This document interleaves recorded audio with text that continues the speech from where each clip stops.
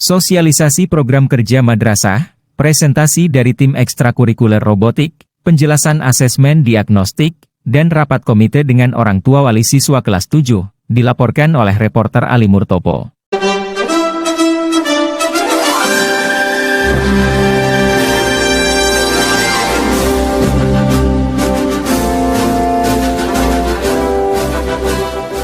Sosialisasi program kerja madrasah, presentasi dari tim ekstrakurikuler robotik, penjelasan asesmen diagnostik, dan rapat komite dengan orang tua wali siswa kelas 7.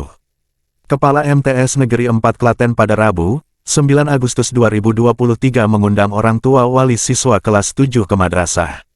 Undangan ini berkaitan dengan beberapa hal penting yang akan disampaikan oleh kepala madrasah. Bertempat di aula terbuka depan Masjid Anida, kegiatan dimulai dengan sambutan dan sekaligus pemaparan program madrasah tahun pelajaran 2023-2024 oleh Kepala Madrasah Umi Muslihah, SAGMPD. Kepala madrasah mengawalinya dengan menekankan supaya orang tua selalu memperhatikan putra-putrinya saat di rumah. Belajarnya, sholatnya, ngajinya, dan hal-hal baik lainnya setelah pulang dari madrasah.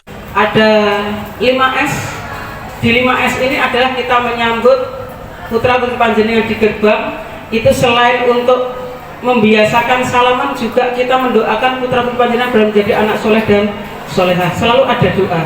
Kemudian nanti ketika masuk di kelas itu juga sama, berbaris di depan dulu, kemudian bersalaman dengan guru masing-masing yang berada di kelas tersebut. Dan kemudian juga untuk kerapian kuku yang panjang langsung potong di tempat. Ini adalah kegiatan.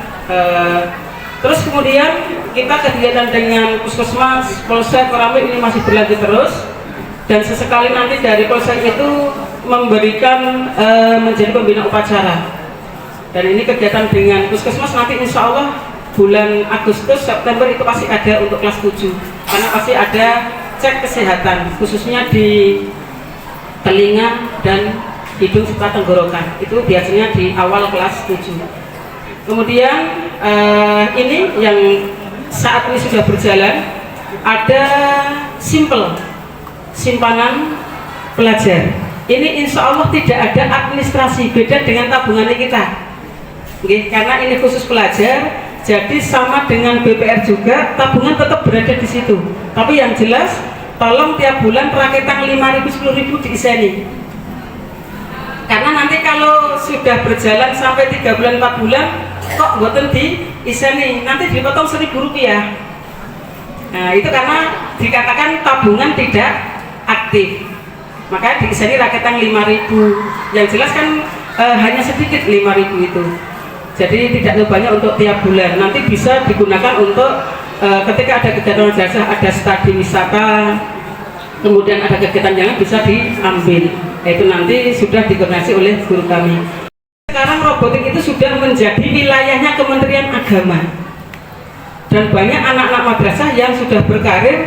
Kemarin yang di madrasah teman kami di MTS 2 Sukoharjo itu sudah sampai di Thailand, se-Asia Tenggara, mendapatkan juara 2. Setelah pemaparan program madrasah, pada bagian kedua adalah presentasi dari tim ekstrakurikuler robotik. Robotik adalah salah satu program unggulan di MTS Negeri 4 Klaten yang dipaparkan oleh pengajarnya, yaitu Agung Adi Nugroho SPD. Robotik sendiri di Kementerian Agama juga sudah menjadi program unggulan pada pendidikan madrasah. Dan sekarang ini ada perkembangan robot saat ini. Kalau misalkan Bapak Ibu pernah melihat robot yang sekarang ada di Jepang, dari nanti mulai lomba-lomba yang akan dilaksanakan, termasuk Kementerian Agama sekarang itu sudah memasukkan bahwa robotik itu sebagai hal yang utama, yang nantinya bisa langsung secara otomatis, misalnya penyiraman otomatis, lalu pengecekan kelembapan tanah itu secara otomatis, itu bisa dicek dengan teknologi. Dari melayani kita makan, terus memberikan kita apa dan sebagainya, itu sekarang sudah mendekati seperti itu. Ada kompetisi-kompetisi yang ada di robotik sekarang yang ada suatu perlombaan di mana robot itu bisa di tingkat MRC kemarin gitu. Ya, MRC yang kemarin itu yang lolos cuma hanya inovasi. Dan alhamdulillah kemarin kita lolos 30 besar. Dengan Primagama kita kemarin mengadakan tes diagnostik. Alhamdulillah sudah selesai. Nanti kaitannya dengan penjelasan tes diagnostik itu seperti apa? Itu nanti ada tes di pengetahuan di bagian depan. Kalau panjenengan mau lihat di tes diagnostiknya. Kemudian di belakang itu nanti ada gambar kayak kurva. Itu nanti yang menjorok kemana, ada sosial, ada kepribadian. Itu nanti berarti putra putri panjenengan arahnya kemana? Oh, sosialnya baik. Bagian ketiga dari undangan ini adalah penjelasan tentang asesmen diagnostik dari Primagama kepada orang tua wali siswa kelas 7.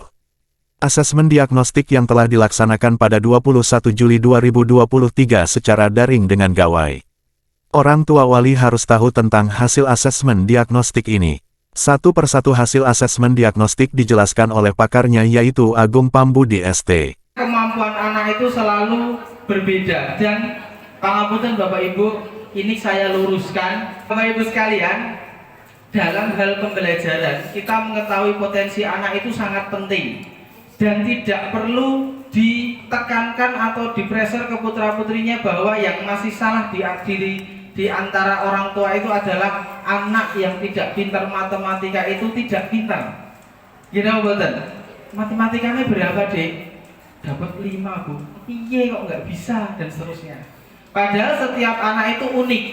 Setiap anak itu unik. Yang perlu kita tekankan di dalam pembelajaran kita adalah sekarang eranya Mas Menteri adalah literasi. Ada yang tahu Bapak Ibu literasi? Pemahaman anak terhadap konsep, bukan hanya sekedar bisa menyelesaikan masalah tapi bisa memahami konsepnya. Biasanya literasi itu diawali dengan anak harus gemar membaca dan menganalisa bacaan. Di bab pertama di halaman depan kognitif umum itu jangan diartikan itu sebagai tingkat kecerdasan. Beda. Karena dalam tes kognitif ini yang halaman pertama itu nilainya mungkin tidak begitu tinggi ya. Ada yang cuma 12 dari skala 100 dan sebagainya. Ini adalah tes untuk penalaran dasar, tes untuk kuantitatif dan verbal. Jadi ada 3 itu. Verbal ini termasuk dalam pemahaman. Dari hasil tes kognitif ini Bapak Ibu sekalian, sekali lagi saya tekankan, ini sifatnya dinamis tidak statis. Artinya ketika hasil putra-putri panjenengan di kemampuan kognitif umum ini tidak terlalu tinggi, karena kemarin pas kita tes ternyata banyak sekali permasalahan teknis ketika anak mengerjakan. Ini bukan masalah pintar dan tidak pintar. Jadi tes kognitif umum ini sewaktu ketika mereka mengerjakan kondisinya sudah tidak dalam kondisi yang prima, tidak dalam kondisi yang siap untuk mengerjakan. Dan ini sifatnya dinamis, artinya dimungkinkan untuk dikerjakan kembali, durasinya minimal 6 bulan Bapak Ibu sekalian.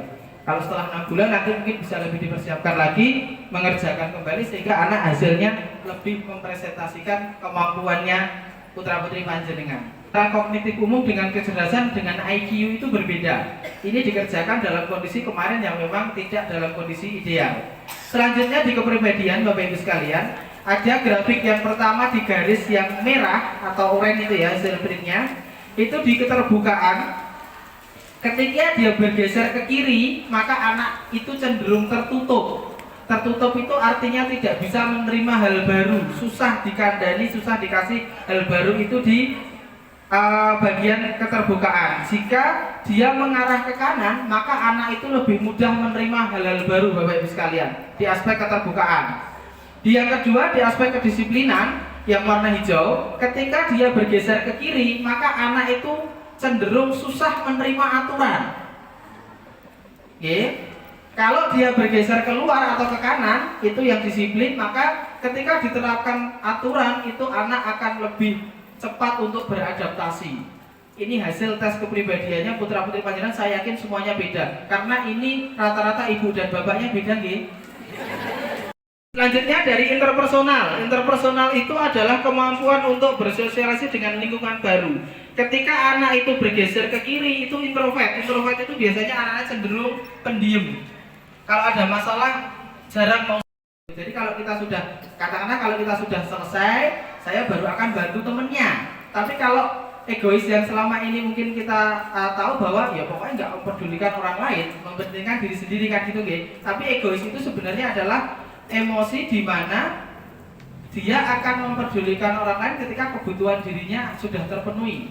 Tapi kalau geser ke kanan yang altruis, itu berarti anaknya kadang-kadang senang bantu temennya padahal pekerjaan sendiri belum dikerjakan. Itu anak altruis itu berarti, okay? Terus yang selanjutnya ada emosional. Emosional ini maksudnya bukan emosional itu bukan anaknya gampang emosi, bukan, atau kita punya kedekatan emosional artinya kalau deket emosi, bukan yang seperti itu ya Bu. Jadi di sini adalah cara diri memberi reaksi terhadap sesuatu. Di mana ada anak kalau ibu sudah marah-marah banyak banget, anaknya cuma kalem diem saja, itu nggak ada. Ya itu yang cenderung ke kiri. Tapi yang neurotik biasanya anak akan memberikan respon kepada sesuatu, reaksi emosional. Oke, jadi seperti itu. Terus di halaman yang ketiga ada minat dan bakat Bapak Ibu, itu namanya spider chart atau kurva berbentuk seperti rumah laba-laba. Jadi cara membacanya Bapak Ibu sekalian, ada realistik, ada investigatif, artistik, sosial, persuasif, dan organisator. Bagian keempat adalah rapat komite dengan orang tua wali siswa kelas 7. Rapat ini membicarakan tentang dukungan orang tua wali terhadap program-program yang telah dipaparkan oleh kepala madrasah pada bagian pertama. Program madrasah yang bagus tidak akan bisa terlaksana dengan baik tanpa adanya dukungan dari komite dan orang tua wali siswa. Rapat dengan orang tua wali siswa kelas 7 dipimpin oleh Ketua Komite Nur Rohman MPD dan didampingi oleh satu anggota komite Fajar Budiono. Bagian kelima dari undangan ini adalah khusus bagi orang tua wali siswa kelas 7 program khusus atau kelas PK, yaitu kelas 7A. Kepala madrasah memberikan penjelasan tentang pembelajaran khusus yang berbeda dengan kelas yang lainnya. Pembelajaran tersebut antara lain program tahfiz, pengayaan pelajaran tambahan seperti matematika, IPA, dan bahasa Inggris. Kami mohon ketika dari madrasah itu sudah ada kegiatan yang tadi, pembelajaran tadi, nyuwun tulung nanti di rumah panjenengan mantau bimbing hafalan anak-anak. Nah nanti mudah-mudahan kami bisa membuatkan ya catatan, artinya di rumah itu kaitannya untuk melanjutkan hafalan bagaimana, kemudian ketika murojaah bagaimana. Di semester 2 kelas 7 ini karena anak-anak sudah banyak yang hafal di juz 29, ini kita selesaikan dulu juz 29. Setelah nanti juz 29 selesai, maka nanti di kelas 8 semester gasal itu mulai juz 1. Kemudian semester berikutnya juz 2, kelas 9 semester 1 itu juz berikutnya lagi. Nah nanti di semester terakhir itu hanya tinggal murojaah dan beberapa surat yang harus dihafalkan. Liputan, Ali Murtopo.